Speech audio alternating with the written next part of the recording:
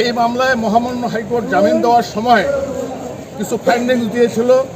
ফাইন্ডিংসের ভিতর ছিল জামিন পেলে এবং জামিনে থাকাকালীন এই মামলার আয়ও যেন তাদেরকে অ্যাভেলেবেল পায়, এবং আমরা এটা ইনশিওর করেছিলাম আয়ও ডাকা মাত্রই এই দুইজন আসামি সবসময় আয়ের সাথে যোগাযোগ করবে।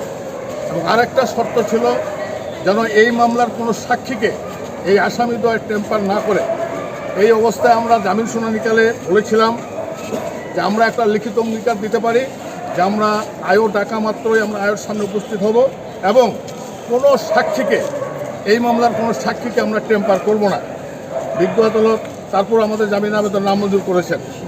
আপনারা জানেন যে এই মামলা যাদেরকে আত্মসমর্পণ আমরা করিয়েছি, যে 2 নম্বর আসামি উনি একজন অবসরপ্রাপ্ত সেনা অফিসার মেজর মৌসুমী। ওনার হাজব্যান্ড যিনি এই মামলার 1 নম্বর আসামি নাইমুজ্জামান মুক্তা, উনি সর্বশেষ পার্লামেন্টের আওয়ামী লীগ দলীয় সংসদ সদস্য ছিলেন। আমরা মনে করি শুধুমাত্র নাইমুজ্জামান মুক্তার স্ত্রী হওয়ার কারণেই তাকে এই মামলায় সম্পৃক্ত করা হয়েছে।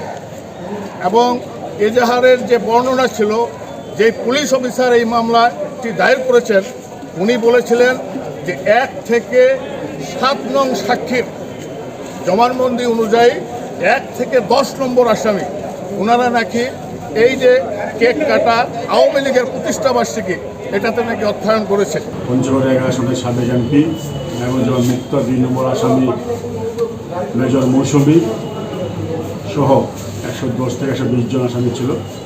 সেই মামলায় মহামান্য হাইকোর্টের শ্রীমঙ্গল হাইকোর্ট বিভাগ থেকে মেজর মৌসুমী এবং নীলুফার ইয়াসমিন 6 সপ্তাহে জামিন লাভ করেন। জামিন লাভ করার পরে আজকে ছিল পূর্ণাঙ্গ শুনানির দিন মেরিট হিয়ারিংয়ের জন্য। তারা আজকে আত্মসমর্পণ করেছিল তাদের নির্দেশে, এবং আমরা রাষ্ট্রপক্ষ থেকে সেই আসামিদের জামিনের বিরোধিতা করি। আপনারা জেনে থাকবেন যে এই আইনটি 2009 সালের সন্ত্রাস বিরোধী আইনের অ্যামেন্ডমেন্টের মাধ্যমে 2025 সালে জাতীয় সংসদে আওয়ামী লীগ যে একটা নিষিদ্ধ সংগঠন, এই সংগঠনটি তাদের কার্যকলাপ করতে পারে না। সেই লক্ষ্যে কিন্তু এই সংগঠনটি গোপন তৎপরতার মাধ্যমে বিভিন্নভাবে সরকারকে হুমকি দিয়ে চলতেছিল।